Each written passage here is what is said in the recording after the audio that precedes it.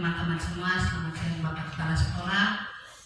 Terima kasih untuk kehadiran dari Bapak Kepala Sekolah maupun teman-teman semua untuk mengikuti kegiatan dari calon guru penggerak tentang sosialisasi budaya positif.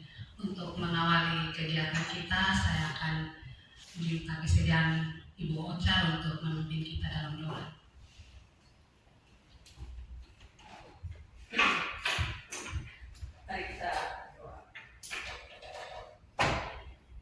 Kami menaikkan puji dan syukur ke hadapan-Mu ya Tuhan kami, karena atas anugerah dan kasih-Mu di kesempatan ini Tuhan hadirkan kami kembali untuk ada dalam kegiatan sosialisasi budaya positif. Untuk itu memberkati kedua anak Tuhan yang akan menjadi narasumber bagi kami dalam kegiatan ini. Biarlah semuanya boleh berjalan dengan baik sesuai dengan apa yang Tuhan mau. Akhirnya Bapak berdoa dan menyerahkan seluruh kegiatan ini dari awal hingga berakhirnya hanya di dalam nama Tuhan Yesus Kristus. Amin. Baik, terima kasih untuk Ibu Ocha yang sudah memimpin kita dalam doa. Teman-teman semua, adapun tujuan dari kegiatan sosialisasi yang kami lakukan hari ini, tujuannya adalah kami selaku calon guru penggerak, kami ingin mengimplementasikan pemahaman tentang budaya positif yang dapat membantu murid di sekolah kita belajar dengan aman dan nyaman sesuai dengan filosofi dari Ki Hajar Dewantara, serta kami ingin membagikan pemahaman dan pengalaman kepada rekan sejawat di sekolah. Jadi itu adalah tujuan dari sosialisasi pada hari ini. Baik, sebelum saya memulai dengan sosialisasi, saya minta kesediaan Bapak Kepala Sekolah untuk memberikan penguatan maupun motivasi bagi kegiatan-kegiatan kita ini.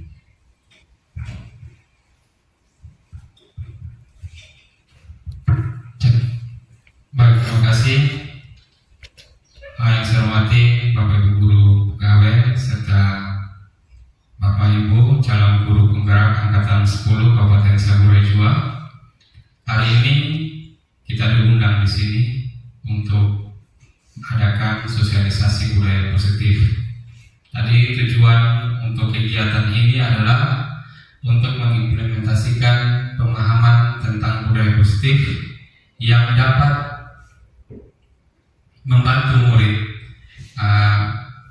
dengan belajarnya aman, nyaman. Itu disesuaikan dengan pemahaman daripada Ki Hajar Dewantara. Jadi di sini kita belajar, nanti Bapak Ibu guru, calon guru penggerak akan memberikan pemahaman kepada kita share, kita berbagi agar apa yang kita dapati kita akan implementasikan kepada seluruh peserta didik, terkhususnya di lingkup Satuan Pendidikan SMP Negeri 2 Liai. Untuk itu saya buka kegiatan sosialisasi budaya positif ini dengan resmi kepada guru calon penggerak. Tetap semangat, tetap berjuang, tetap berkolaborasi dan berbagi bagi kami semua guru yang ada di sini. Sekian, terima kasih. Salam.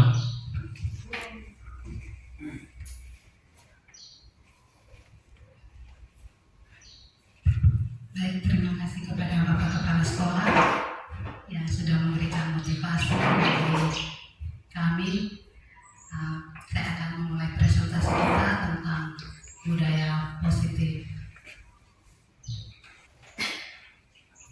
Next. Jadi, mengapa kami melakukan sosialisasi ini? Karena budaya positif ini sangat penting bagi pendidikan kita.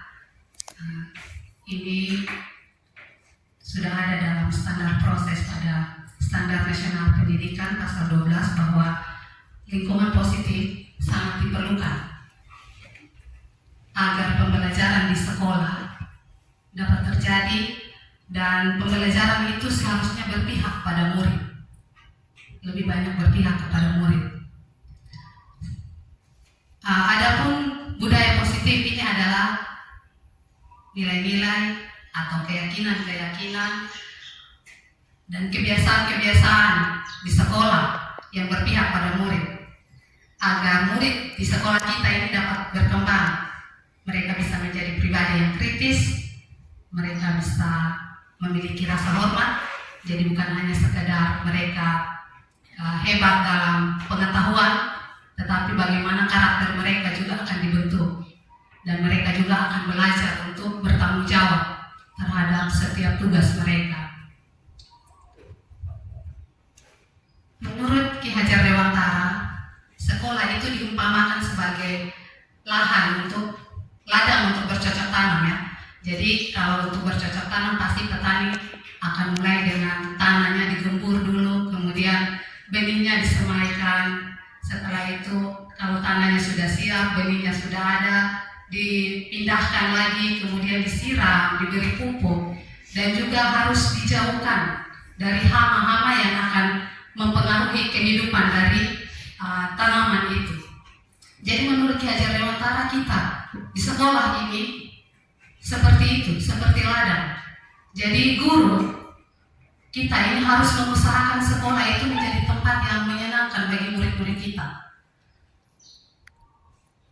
menjaga mereka, melindungi mereka dari hal-hal yang tidak baik. Dengan demikian maka karakter mereka akan tumbuh sesuai dengan profil pelajar Pancasila. Bagaimana cara dari kita sebagai guru agar murid itu bisa tumbuh maksimal dan mempunyai profil pelajar Pancasila? Salah satu caranya adalah dengan membangun budaya positif ini. Jadi budaya positif yang berpihak pada murid. Kemudian kita membangun satu keyakinan atau visi sekolah. Keyakinan ini bisa keyakinan kelas, bisa juga keyakinan di sekolah kita, atau visi sekolah. Dan keyakinan atau visi itu akan mampu menumbuhkan dan mengembangkan budaya positif di sekolah kita ini. Nah, bagaimana agar budaya positif itu bisa terwujud? Caranya adalah dengan adanya disiplin positif. Menurut Dr. William Glasser dalam teori kontrol atau teori pilihan, selama ini kita sebagai guru itu memiliki pemahaman bahwa yang pertama, guru itu bisa mengontrol murid. Sudah pasti ya, kita semua berpikiran seperti itu. Pada dasarnya kita itu tidak dapat memaksa murid kita untuk berbuat sesuatu ketika murid tersebut memilih untuk tidak melakukannya. Jadi pemahaman kita bahwa guru bisa mengontrol murid sebenarnya tidak tepat, karena ketika murid tidak mau melakukan apa yang kita minta, maka pemahaman itu sudah terbantahkan. Walaupun kita merasa sudah dengan saya berlaku seperti itu saya bisa mengontrol perilaku murid, tapi ini ketika murid mengizinkan dia dikontrol oleh kita.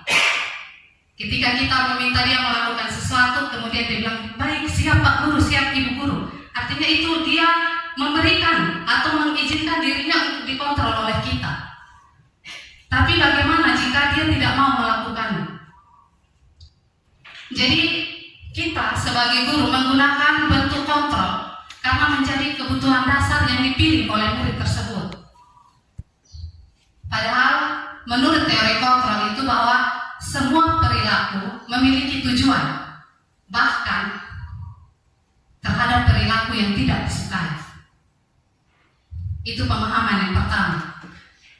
Pemahaman yang kedua, menurut kita, penguatan yang positif akan efektif dan bermanfaat untuk murid kita. Mari kita lihat apa maksud dari hal ini. Penguatan positif ini bisa berupa bujukan-bujukan yang kita berikan kepada murid supaya murid mau melakukan sesuatu. Upaya untuk mempengaruhi murid ini sebenarnya merupakan upaya untuk mengontrol murid tersebut. Dalam jangka waktu tertentu ya mungkin bisa bermanfaat, mungkin kita masih bisa mengontrol. Tetapi ketika murid menyadari dan mencoba untuk menolak bujukan kita, apa yang terjadi? Bagaimana? Apa yang kita rasakan? Kemudian ketika kita memberikan bujukan itu, bisa juga murid tersebut akan tergantung. Jadi kita sering membujuk-bujuk murid, murid akan tergantung dengan kita. Akhirnya dia tidak akan bisa mandiri. Dan bisa juga akan terbentuk sebuah permusuhan. Ya, jadi bisa ada muncul permusuhan. Ketika dia tidak mau menuruti kita, bisa saja murid tidak akan menyukai kita lagi. Pandangan yang berikut adalah kritik dan membuat orang atau murid merasa bersalah dapat menguatkan karakter. Saya juga sebagai guru, mungkin kita sering menggunakan ini ya, kritik kepada anak-anak kita, kepada murid kita. Kita bilang, saya harus kritik supaya mereka itu bisa berubah. Tapi Bapak Ibu, teman-teman semua, ketika kita menggunakan kritik dan kita membuat dia merasa bersalah, justru itu dapat mengarah pada identitas gagal. Kemudian murid, perilaku itu juga akan tidak efektif dalam jangka panjang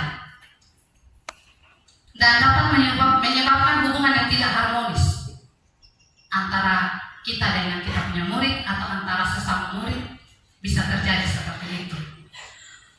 Kemudian ketika kita mengkritik dia, ketika kita membuat dia merasa bersalah, dengan sendirinya kita telah membentuk murid itu menjadi pribadi yang dia akan tertanam bahwa dia itu negatif, dia itu buruk. Karena saya punya guru selalu kritik saya, buat saya berasa bersalah.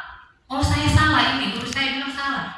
Akhirnya akan terbentuk dalam pemikiran dia bahwa saya pribadi yang buruk, saya pribadi yang negatif.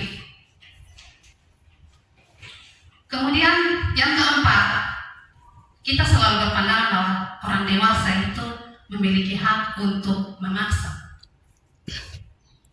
Kita bilang kita yang paling dewasa di sekolah, kita bisa memaksa murid-murid kita.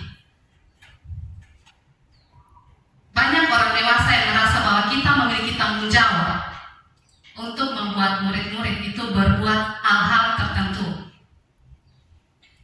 Apapun yang dilakukan oleh orang dewasa, menurut kita apa yang kita lakukan harus diterima. Murid harus terima.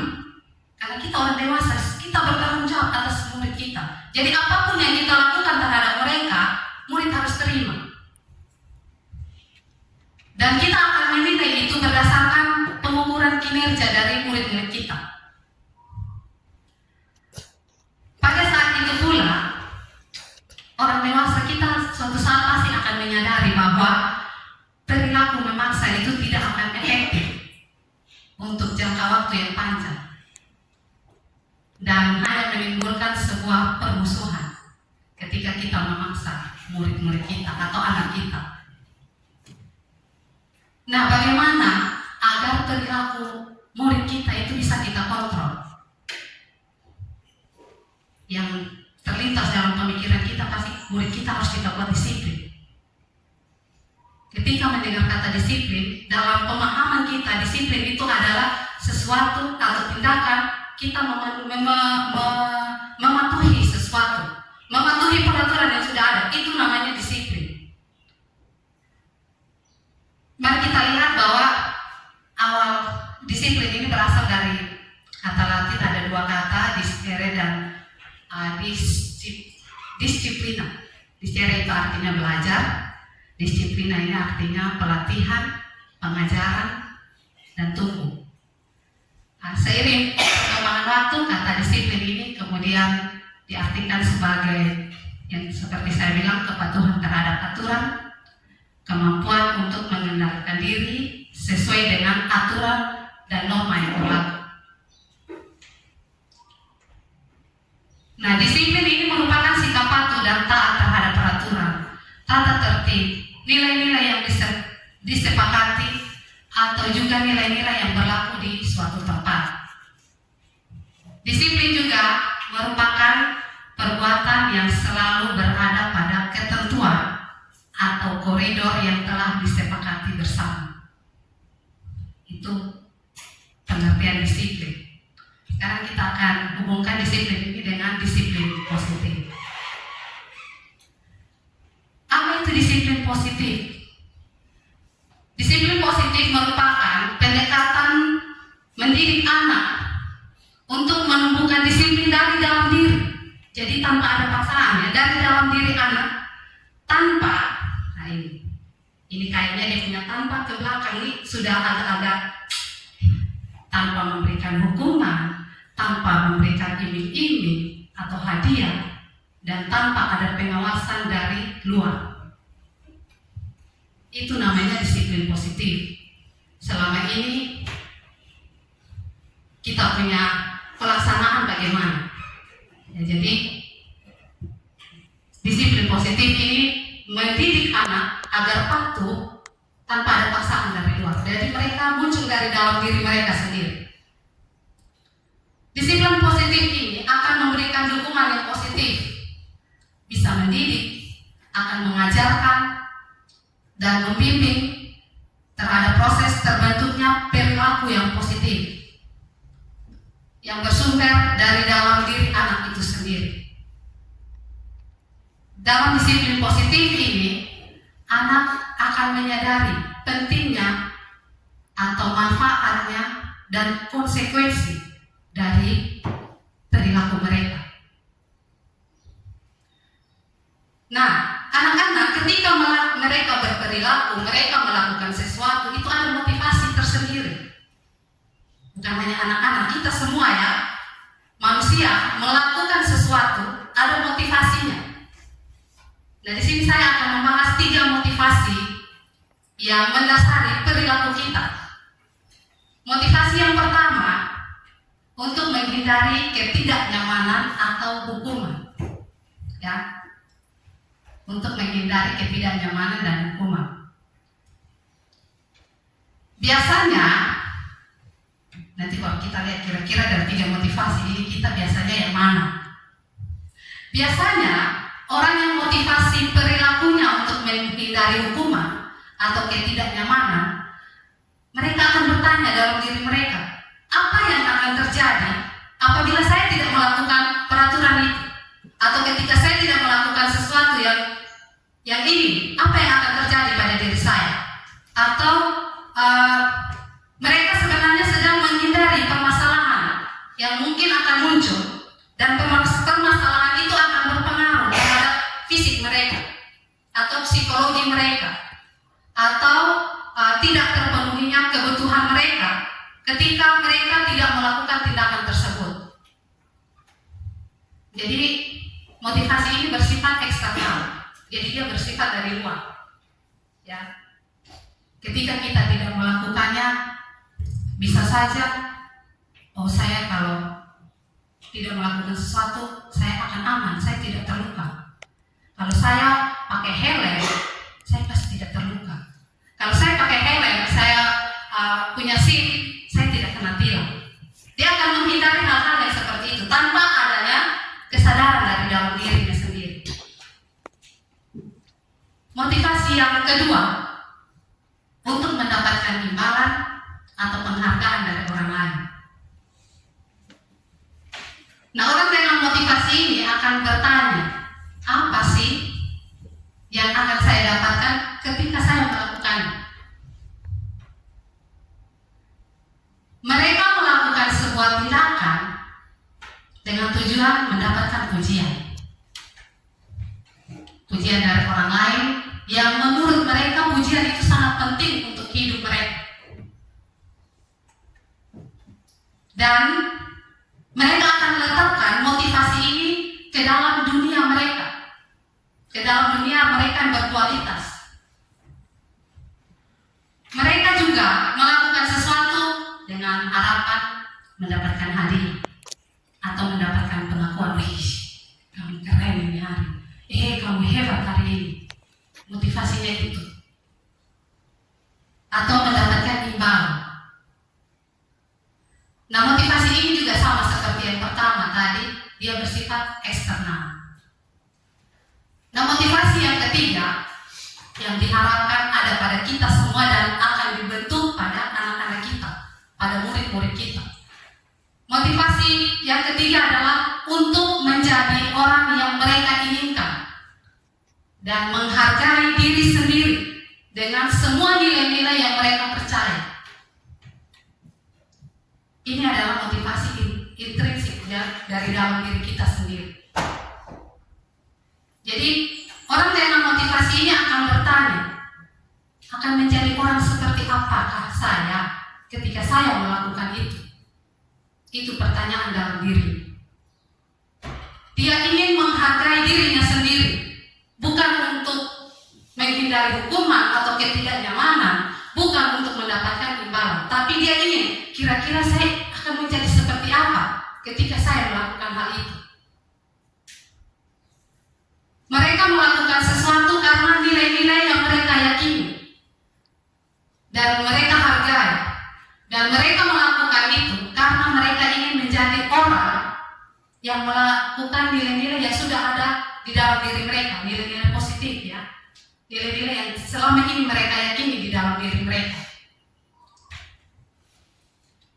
Ini adalah motivasi yang akan membuat seseorang memiliki disiplin positif karena bersumber dari dalam diri. Dan melalui sosialisasi ini saya harap kita semua, bukan hanya teman-teman tapi kita yang saya dan rekan guru penggerak, calon guru penggerak juga, kita bisa memiliki motivasi ini yang akan ditularkan kepada anak-anak kita, kepada murid-murid kita, sehingga dengan sendirinya murid-murid kita akan memiliki disiplin positif. Nah, setelah dia berperilaku, kemudian memiliki motivasi, untuk apa sih dia melakukan itu? Tujuannya apa? Jadi tujuan kita melakukan sesuatu, perilaku kita setiap hari, sebenarnya itu untuk memenuhi kebutuhan kita. Kira-kira kebutuhan yang mana? Kebutuhan bukan hanya makan, minum, bukan hanya seperti itu. Ya, jadi ada 5 kebutuhan dasar pada manusia yang ingin kita penuhi ketika kita melakukan sesuatu. Kebutuhan yang pertama, kebutuhan bertahan hidup. Ya, ini terkait dengan aspek fisiologis seperti kesehatan, makanan, tempat tinggal, sudah pasti itu. Kalau bagi murid, kebutuhan ini juga bisa melibatkan perasaan aman ketika dia ada di sekolah. Dia mendapatkan perlindungan dari guru-guru, dari semua unsur di sekolah ini. Kebutuhan yang kedua adalah kebutuhan akan kasih sayang dan rasa diterima. Jadi ketika kita melakukan sesuatu, kita berharap kita diterima oleh orang lain, kita bisa disayangi oleh orang lain. Bagaimana caranya? Kita akan membutuhkan hubungan sosial dan rasa diterima oleh orang lain. Bagi guru bisa menciptakan lingkungan yang mendukung kasih sayang di sekolah dan juga menciptakan satu kebersamaan di dalam kelas. Itu akan membuat murid-murid merasa disayangi, merasa diterima. Kebutuhan yang ketiga adalah kebutuhan kekuasaan dan penguasaan. Kebutuhan ini terkait dengan pengakuan atas kemampuan dan keberhasilan yang telah dicapai. Jadi murid-murid kita tanpa kita sadari perilaku mereka itu bisa mereka ingin guru mengakui kemampuan mereka, mengakui keberhasilan mereka. Entah apa yang mereka lakukan di kelas, mereka ingin seperti itu. Guru dapat memberikan kesempatan bagi murid untuk merasa berdaya dan memiliki peran aktif dalam pembelajaran. Itu cara bagi kita guru sehingga memenuhi kebutuhan kekuasaan dan penguasaan pada murid-murid kita. Kita berikan kesempatan kepada dia untuk mengekspresikan, untuk menyalurkan pendapat, sehingga dia memiliki peran yang aktif dalam proses pembelajaran. Dan kebutuhan yang berikutnya adalah kebebasan. Murid itu juga membutuhkan kebebasan. Jangan kita ikat mereka terus. Murid membutuhkan ruang untuk mengambil keputusan dan memilih. Jangan kita guru yang mengarahkan terus, kamu harus pilih ini, kamu harus pilih itu, kamu harus seperti ini. Biarkan mereka berekspresi, biarkan mereka bebas untuk memilih. Ketika mereka memilih yang salah, kita arahkan ke yang benar. Yang penting biarkan dulu dia memilih. Guru dapat memberikan pilihan dan otonomi dalam pembelajaran. Dan kebutuhan yang terakhir adalah kebutuhan akan kesenangan. Kita juga kalau yang dewasa, kalau sudah capek, sudah bosan, pasti kita butuh refreshing. Anak-anak juga, mereka juga butuh kesenangan. Pembelajaran yang menyenangkan dan kreatif akan memenuhi kebutuhan ini. Misalnya, mereka mau menari, biarkan mereka menari. Mereka mau berolahraga, biarkan mereka olahraga. Tinggal kita lihat, sudah baik atau jangan sampai dari itu ada hal-hal yang negatif. Guru dapat menciptakan pengalaman belajar yang menarik di kelas dan menghibur bagi murid-murid kita. Jadi pembelajaran yang kita buat seharusnya bisa menghibur anak-anak kita sehingga mereka merasa senang. Baik, disiplin positif ini dimulai dari pembuatan keyakinan kelas, dan materi tentang keyakinan kelas ini akan dilanjutkan oleh rekan CGP saya. Saya memberikan kesempatan. Oke, supaya kita agak semangat sedikit, kita buat ice breaking dulu. Saya minta kerjasama dari teman-teman semua. Silakan berdiri.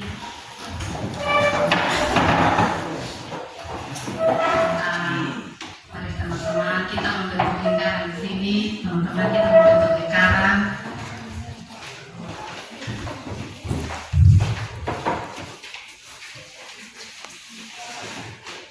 Silakan membentuk lingkaran. Ini namanya permainan harimau. Harimau. Silakan saling berdekatan. Sudah. Dua tangan diangkat sebatas bahu. Tangan kanan agak jauh. Tangan kiri agak begini. Dan taruh di atas tangan kanan teman kita. Tangan. Kalau ya. Oke. Tangan kanannya begini, tangan kirinya begini. Di atas. Ya. Tangan kanan, ya. Kalau tangan, ya. Kalau itu bukan. Kalau bukan, ya ini kan. Oke, sudah. Ya, jadi ini permainan harimau, jadi kita akan ditangkap. Jadi teman-teman, kalau tangan kanan buka.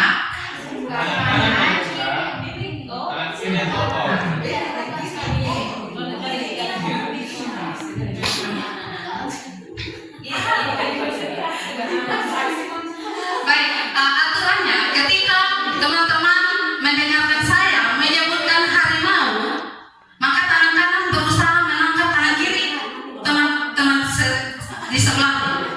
Ya, tangan kanan berusaha untuk menangkap ya. Nah, jadi kan harimau ya. Jadi tangan kanan itu akan menjadi harimau.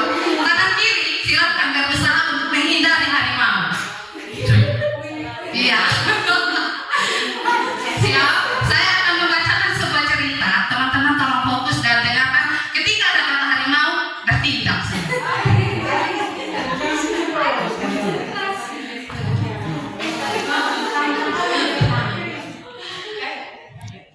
Ada seorang, saya mulai ya.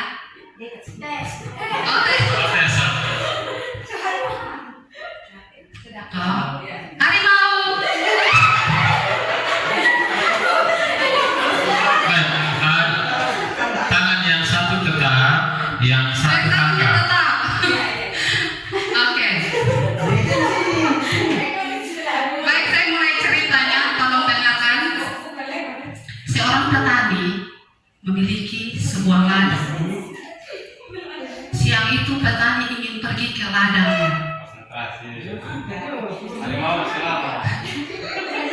tiba-tiba dalam perjalanannya petani itu bertemu dengan seekor harimau.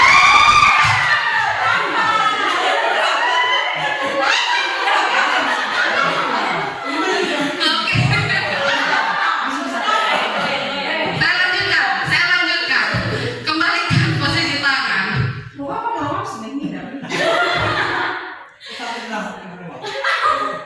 Konsentrasi. Ketika bertemu dengan harimau,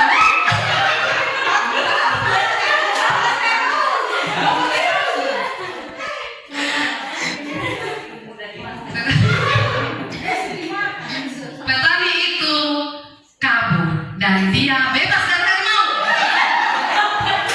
Oke, terima kasih untuk kita semua. Silakan kembali.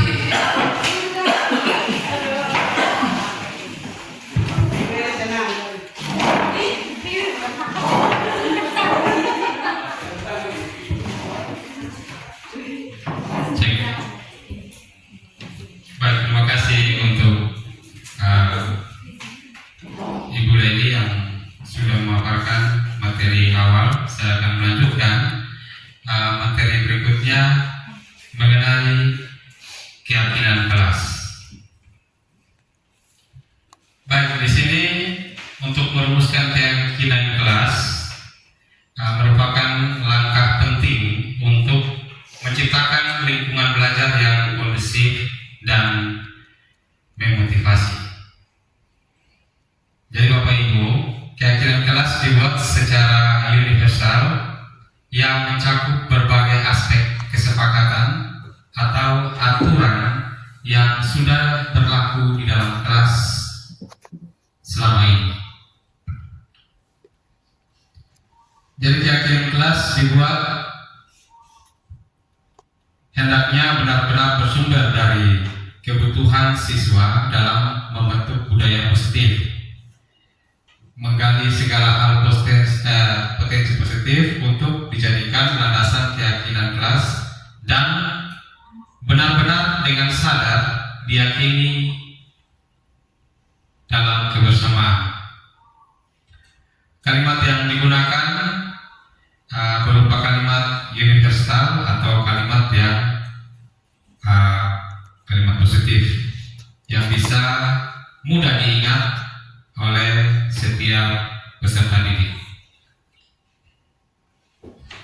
Baik, ini ada beberapa tahapan pembentukan keyakinan kelas. Yang pertama, jejak pendapat dan diskusi kelas antara guru dan murid. Yang kedua, menjabarkan peraturan sekolah atau kelas yang sudah ada.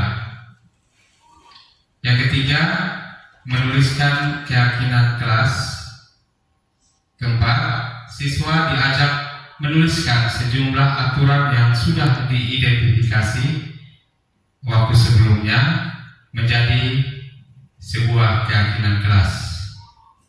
Yang kelima, mengubah keyakinan agar menjadi kalimat positif. Dan yang keenam, menyepakati keyakinan kelas tersebut. Dan yang ketujuh, merefleksi dan meninjau ulang kapan saja keyakinan kelas itu kita yakini bersama. Baik, selanjutnya ini ada 5 posisi kontrol guru. Jadi kita sebagai guru ada memiliki posisi kontrol, yaitu yang pertama sebagai penghukum. Seorang penghukum menggunakan hukuman fisik atau verbal untuk mengendalikan perilaku. Guru dengan sikap seperti ini cenderung percaya bahwa satu-satunya cara untuk memastikan keberhasilan dalam setiap pembelajaran yang ada di satuan pendidikan ataupun pada saat pembelajaran di kelas adalah dengan cara mereka sendiri. Ciri khas penghukum adalah nada suara tinggi, bahasa tubuh, seperti contohnya kita menggunakan bahasa tubuh kita, mata melotot, dan jari tunjuk-tunjuk, terus yang biasa habib juga di kelas, itu adalah posisi kontrol dalam hal ini sebagai penghukum. Ucapan yang digunakan juga di sini, dia menggunakan kalimat patuhi aturan saya. Awas, kamu selalu salah, selalu pasti selalu dan selalu kamu dan kamu terus. Jadi ini adalah kalimat-kalimat yang istilahnya posisi kita sebagai penghukum. Baik, selanjutnya posisi kontrol guru di sini membuat merasa bersalah. Pada posisi ini guru menggunakan kata-kata yang lembut untuk membuat orang lain merasa bersalah atau rendah diri. Pendekatan ini dapat menyebabkan siswa merasa tidak berharga dan mengecewakan orang-orang yang mereka sayangi. Ini ada beberapa cuplikan ucapan yang digunakan. Ibu sangat kecewa dengan kamu. Berapa kali harus saya ingatkan kamu? Ya, kita bisa ingat-ingat kembali kita berada pada posisi yang mana. Posisi kontrol guru yang berikut adalah kita sebagai teman. Guru dalam posisi teman menggunakan persuasi dan hubungan baik untuk mempengaruhi perilaku. Mereka bisa menggunakan humor dan hubungan yang baik dengan siswa untuk mencapai tujuan mereka. Namun ada rasio siswa menjadi tergantung pada guru tertentu. Mereka kecewa jika guru tersebut tidak membantu. Ini contoh kalimat yang digunakan. Ayo, bantulah demi Bapak ya. Ayo ingat, tidak bantuan. Minta maaf, yang kemana? Iya, terima kasih. Yang berikut, coba salah satu teman guru untuk membacakan kalimat yang biasa kita ucapkan sebagai teman. Coba Ibu Nina. Ya sudah, kali ini tidak apa-apa, nanti Bapak yang bantu bereskan. Baik, terima kasih. Itu fungsi kontrol kita sebagai teman. Yang berikut, kontrol guru sebagai pemantau. Seorang pemantau adalah orang yang menjaga ketertiban dengan memberlakukan hukuman atau akibat. Guru dengan posisi ini cenderung melihat perilaku siswa dan menggunakan bukti-bukti tersebut untuk membuat keputusan tentang tindakan apa yang perlu diambil. Guru yang berperan sebagai pemantau juga memantau dan mencatat informasi tentang perilaku siswa untuk sebagai referensi di masa depan. Ini adalah beberapa contoh kalimat yang digunakan. Saya minta satu-satu guru untuk mengucapkan. Silakan dari Ibu Marci. Ibu yang pindah. Nanti Ibu silakan over mic-nya ke teman yang selanjutnya. Silakan Ibu. Peraturannya apa? Terima kasih. Lanjut. Salam langsung. Silakan. Kesana saja silakan. Apa yang telah kamu lakukan? Terima kasih. Enak ya. Lanjut.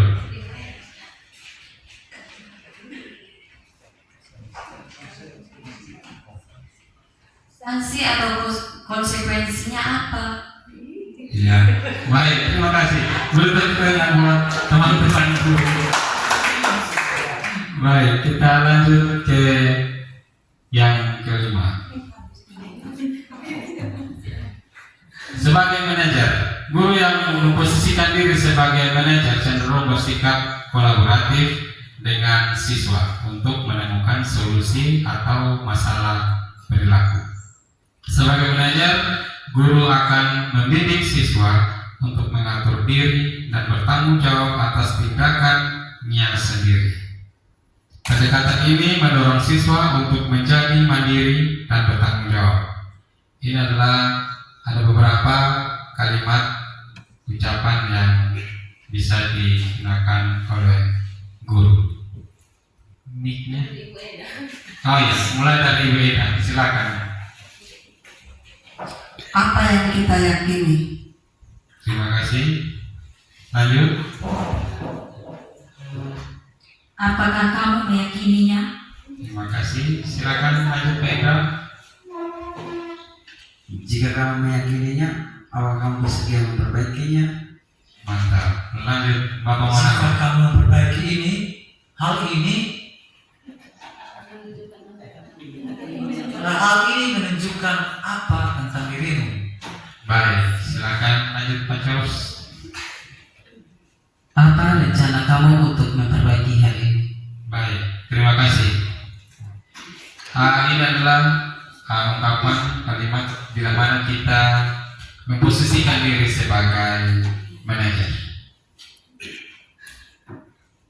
Baik, kita masuk ke segitiga restitusi. Segitiga restitusi ini merupakan proses menciptakan kondisi bagi murid untuk memperbaiki kesalahan mereka, sehingga mereka bisa kembali pada kelompok mereka dengan karakter yang lebih kuat. Baik, langkah-langkah pada segitiga restitusi ini, yang pertama, menstabilkan identitas. Tujuan untuk mengubah identitas anak dari orang yang gagal karena mereka melakukan kesalahan menjadi orang yang sukses. Anak yang melanggar peraturan karena sedang mencari perhatian adalah anak yang sedang mengalami kegagalan. Anak tersebut mencoba untuk memenuhi kebutuhan dasarnya, tetapi ada benturan. Jika mengkritiknya maka akan tetap membuatnya dalam posisi gagal. Baik, lanjut Ibu Yolan, ada kalimat di situ, silakan untuk membacanya. Berbuat salah itu tidak apa-apa. Bisa lanjut tambah satu. Tidak ada manusia yang sempurna. Terima kasih, silakan Pak Fred. Banyak orang juga pernah melakukan kesalahan seperti itu. Yakinlah bisa menyelesaikan ini. Baik, terima kasih. Ini untuk menstabilkan identitas. Yang kedua, validasi tindakan yang salah. Tujuannya, setiap tindakan dilakukan untuk satu tujuan, yaitu memenuhi kebutuhan dasar. Jika pemenuhan kebutuhan dasar apa yang mendasari sebuah tindakan, maka dapat menemukan cara-cara yang paling efektif untuk memenuhi kebutuhan tersebut. Jadi menurut teori kontrol, semua tindakan manusia baik atau buruk pasti memiliki maksud atau tujuan tertentu. Kita sebagai seorang guru memahami teori kontrol untuk mengubah pandangan diri dari teori stimulus respon ke cara berpikir proaktif yang mengenali tujuan dari setiap tindakan. Baik, ini adalah beberapa kalimat. Mohon bantuan untuk bacanya. Ibu Loni, silakan. Kasih hidup sampai atas. Padahal kamu bisa melakukan yang lebih baik dari ini ya. Silakan Ibu Loni. Silakan.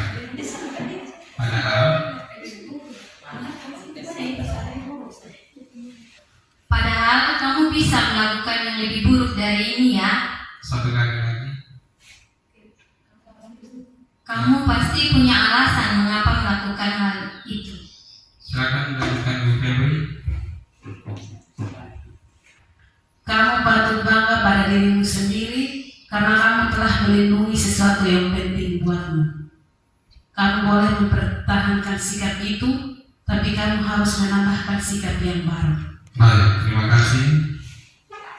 Baik, yang ketiga, menanyakan keyakinan. Tujuannya ketika identitas sukses dalam mencapai dan tingkah laku yang telah divalidasi, maka anak akan siap untuk dihubungkan dengan nilai-nilai yang dipercaya dan berpindah menjadi orang yang dia inginkan. Jadi ini ada beberapa kalimat. Apa yang kita percaya sebagai kelas atau keluarga?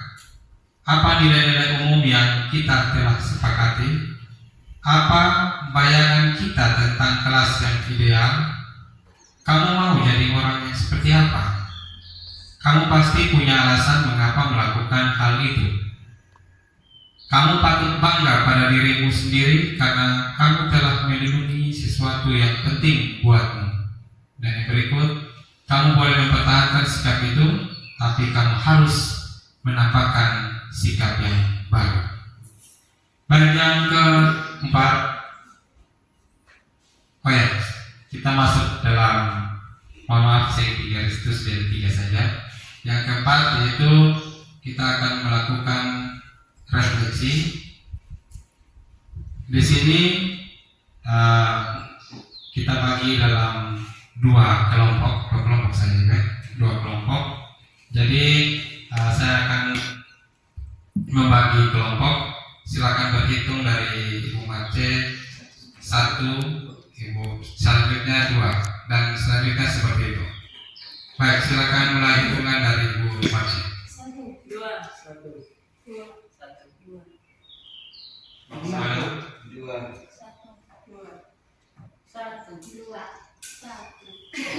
Baik, terima kasih. Baik, teman-teman yang menyebutkan angka 1 di sebelah sini, yang menyebutkan angka 2 di sebelah sini.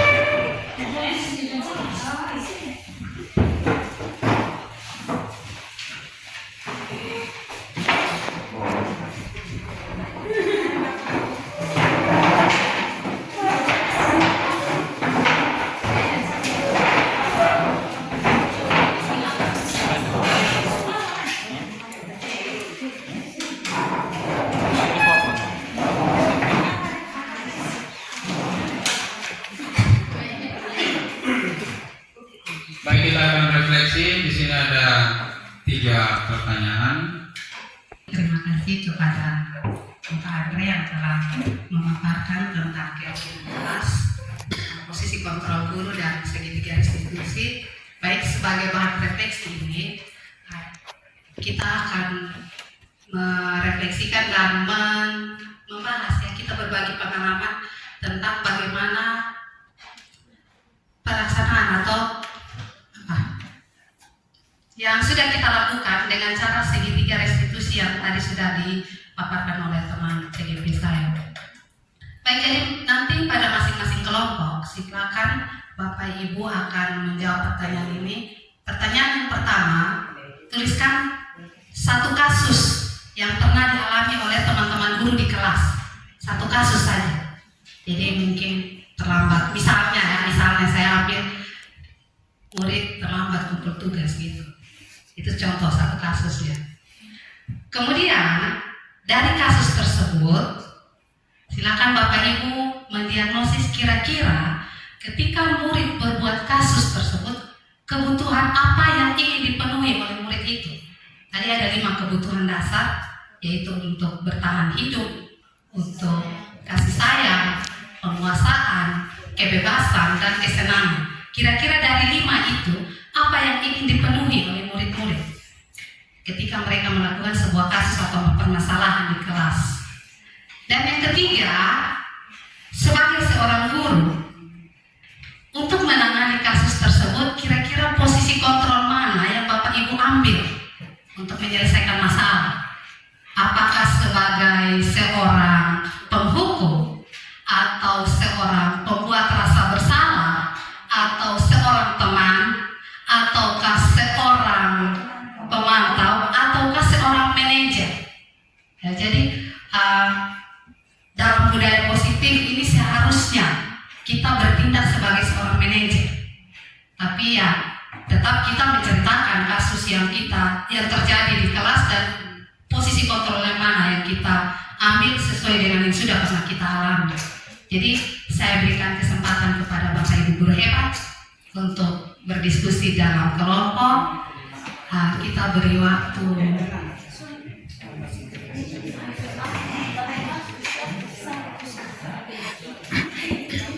baik, kita akan sepakat dengan waktu 10 menit. 10 menit Bapak Ibu.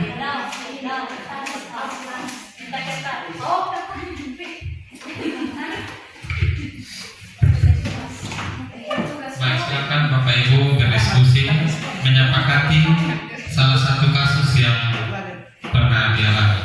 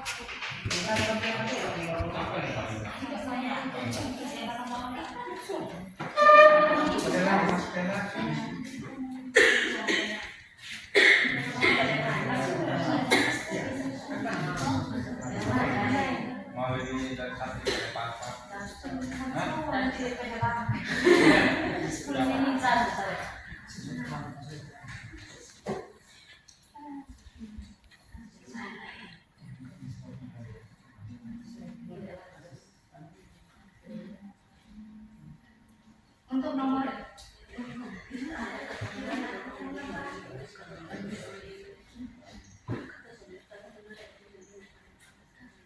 baik teman-teman, untuk nomor 2, kebutuhan yang ingin dipenuhi oleh murid boleh isi lebih dari 1. Silakan, bukan hanya tergantung hanya 1. Iya, untuk kasus tersebut bisa saja ada 2 atau 3 kebutuhan yang ingin dipenuhi.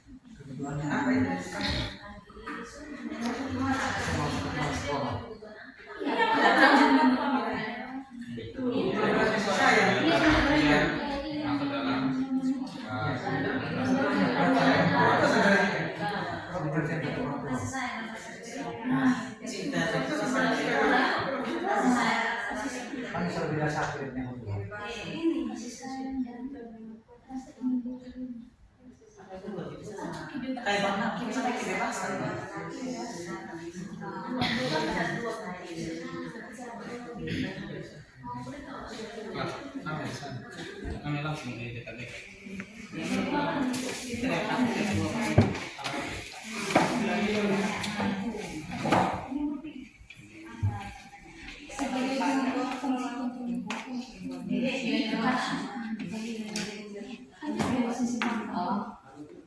Manajer ini pemalas sebagai penghukum, sebagai pembuat rasa bersalah, sebagai teman, sebagai pemantau, atau sebagai manajer. Teman,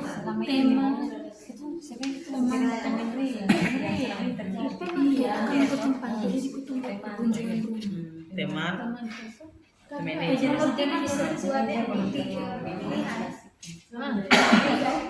Yang fungsi kontrol. 3 juga untuk posisi kontrol, Bapak Ibu bisa lebih dari 1 posisi kontrol.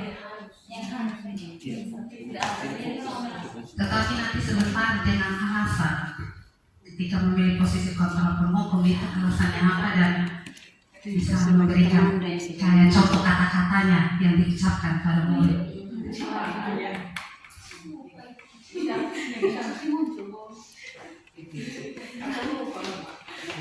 Apa kasus itu?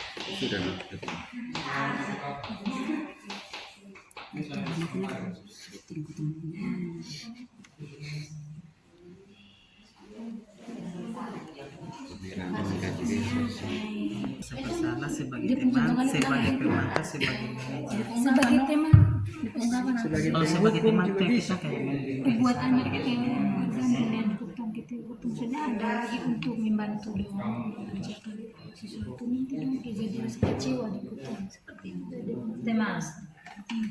Kalau teman Hanya menjaga ketertiban dan hukuman. Teman itu menjaga ketertiban dan hukuman. itu sudah teman. Mencatat informasi tentang penghapusan. Iya.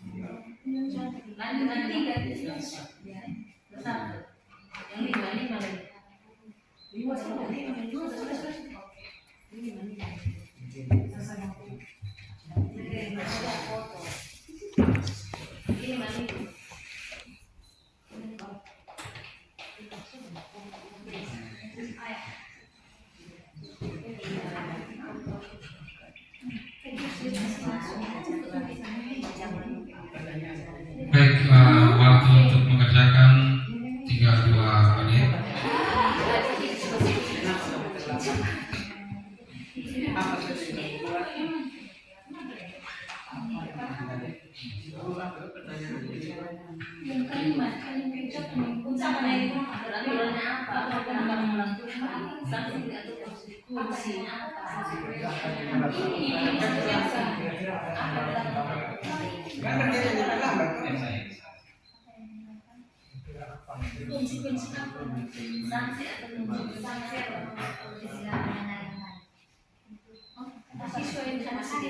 Kenapa Bang bisa terlambat? Terlambat masih sekolah. Sanksi atau konsekuensinya apa? Sanksi atau konsekuensinya apa?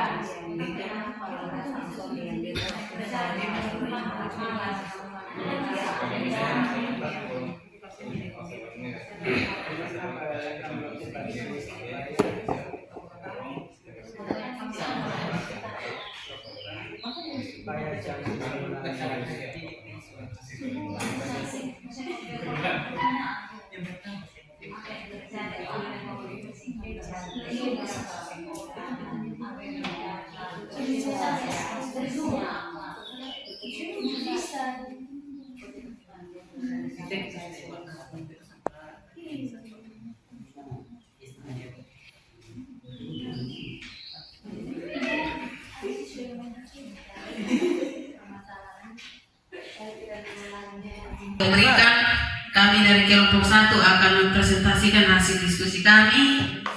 Sebelum itu saya memperkenalkan diri sebagai ketua kelompok Pak Fred, dan ini anggota kelompok kami ada Ibu Marce, Pak George, Ibu Ellen, Ibu Huri, Bapak Giliga, dan saya sendiri Febriani.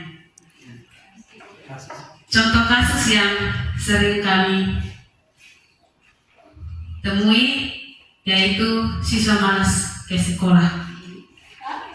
Menurut kelompok kami, kebutuhan yang ingin dipenuhi oleh siswa dari kasus ini yaitu kebutuhan kasih sayang dan rasa diterima dan kebebasan. Dan di dalam contoh kasus ini, posisi kontrol guru yaitu sebagai pemantau dengan ucapan-ucapan yang sering dikeluarkan yaitu kira-kira apa yang menyebabkan kamu malas sekolah, apa yang terjadi atau apa yang kamu lakukan, dan Kira-kira sanksi atau konsekuensinya apa? Sekian diskusi kami. Terima kasih. Baik, kita berikan applause dengan satu-satu. Baik, selanjutnya mungkin ada masukan atau pertanyaan dari kelompok 2. Disilakan. Ayo. Terima kasih atas kesempatan yang diberikan. Saya ingin merespon sedikit jawaban dari kelompok 1. Menurut kelompok kami, jawaban yang tentang posisi kontrol yaitu pemantau itu masih kurang tepat. Karena kalau memantau saja berarti kita hanya melihat saja perkembangan dia tanpa bersama-sama dengan dia untuk mencari solusi. Jadi menurut kami kita perlu menjadi posisi kontrol, kita perlu menjadi manajer agar bersama-sama kita cari solusi yang terbaik untuk peserta didik yang bermasalah dengan kehadiran. Mungkin itu saja dari kami. Terima kasih. Baik, terima kasih. Berikan applause dari kita semua. Baik, mungkin ada tanggapan dari kelompok yang membuat presentasi. Baik, terima kasih atas tanggapan dari kelompok 1. Kelompok 2. Baik, kami untuk diskusi kita, untuk berbagi pengalaman dari kita semua. Saya harap melalui sosialisasi ini kita belajar, mari kita semua menempatkan diri sebagai seorang manajer. Jadi kita mencari bersama-sama dengan anak-anak kita mencari solusi terbaik tanpa menyakiti pihak manapun. Jadi ketika kita melakukan restitusi, mulai dari menstabilkan identitas, validasi tindakan yang salah, dan menanyakan keyakinan, memang tidak akan langsung berubah. Hal ini tidak akan langsung berubah, tapi mari kita perlahan kita bersama berkolaborasi demi anak-anak kita, anak-anak SMP 2 Liae yang tercinta ini. Baik, terima kasih.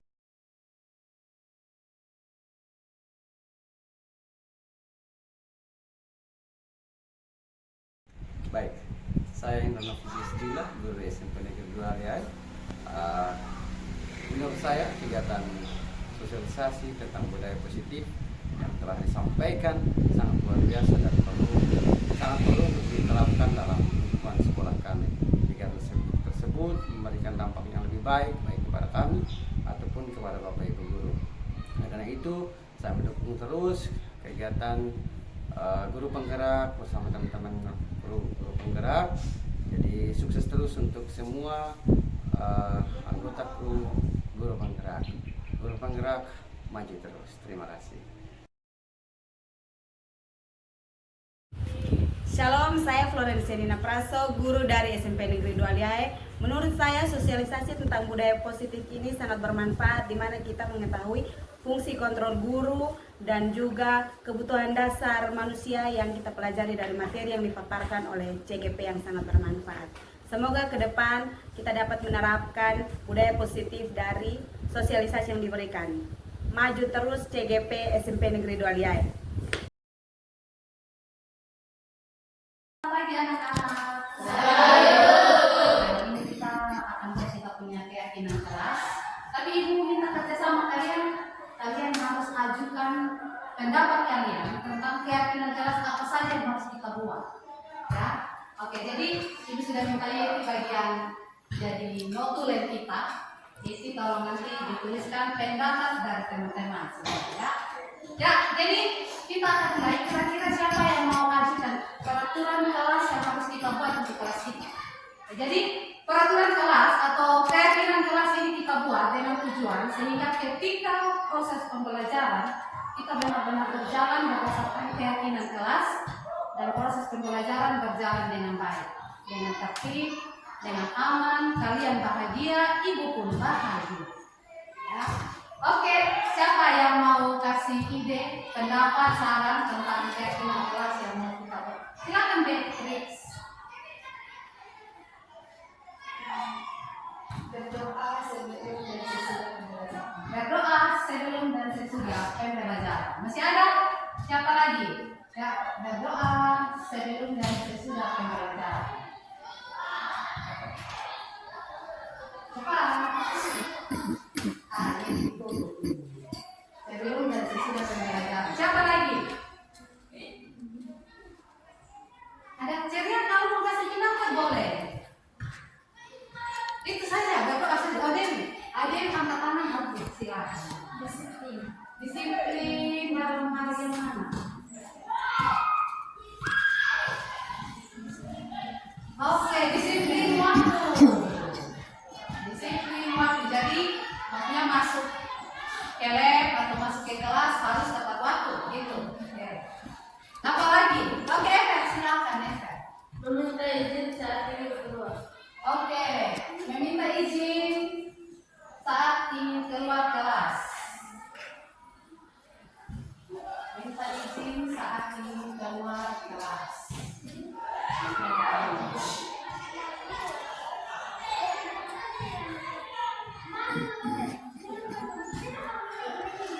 Dingin.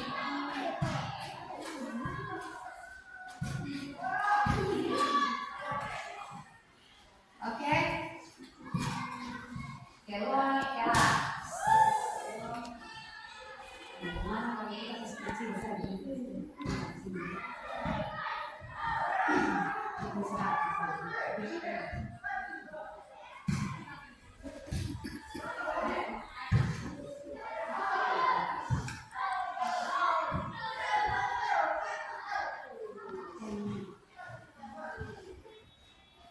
Oke, lanjut masih ada? Oh, kecil ya.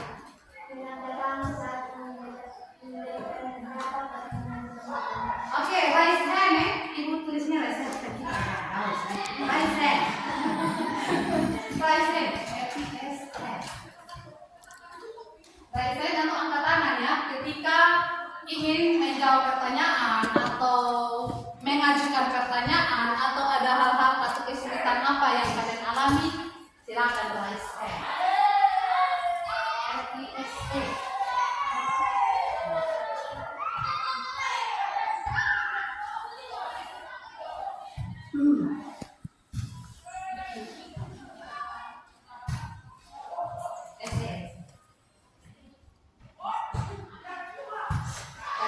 Oke, masih ada? Katrina. Ya. Ibu kita buatnya bagaimana kalau menghargai semua di dalam kelas ya. Jadi bukan hanya ketika ibu berbicara, tapi teman kalian pun harus saling hargai ketika mereka sedang berbicara ya. Saling menghargai di dalam kelas.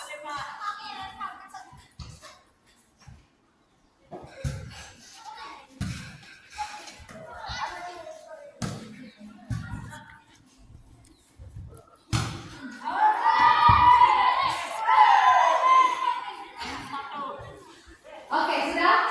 Masih ada yang mau tambah? Ya, masih ada. Bagaimana? Oke, mengumpulkan tugas tepat waktu, Yeti. Mengumpulkan tugas tepat waktu. Ini ya, Ibu. Setuju pokoknya semua, setuju. Setuju semua ya. Nomor 6. Di belakang ini saling menghargai perbedaan.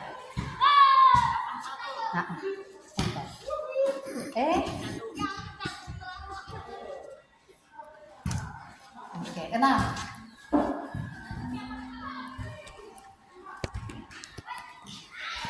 Kumpul tugas tepat waktu.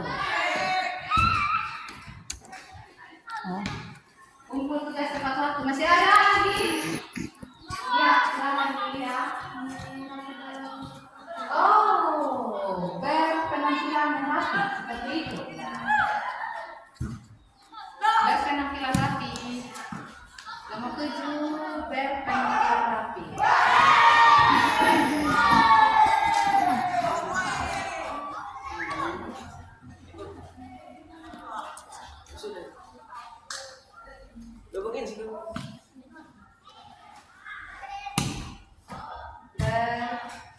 Penampilan rapi, jadi penampilan rapi